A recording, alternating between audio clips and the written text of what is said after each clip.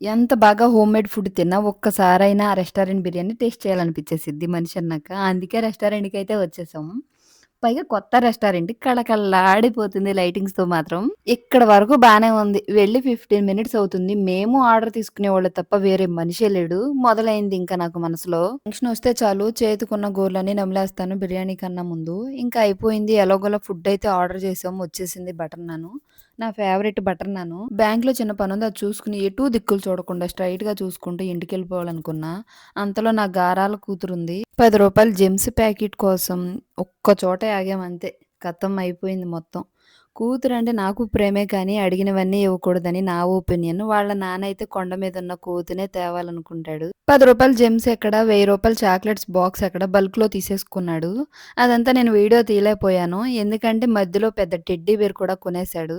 పిల్లకి, నాకు ఇద్దరికీ యూజ్ అయ్యిద్దిలే అనుకున్నా. అతి ప్రేమ ప్రమాదమని నేనంటా.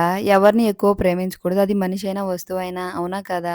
తక్కువ ప్రేమిస్తే మన దగ్గరే ఉండిద్ది. ఎక్కువ ప్రేమ చూపించడం ఎందుకు? దూరం అవ్వడం ఎందుకు? ఏంటి ఫిలాసఫీలనుకుంటున్నారా? అవునా కాదా? ఇదే నిజం. వీడియో నచ్చితే చిన్న లైక్ చేయండి. వీడియో అంతే. Bye bye.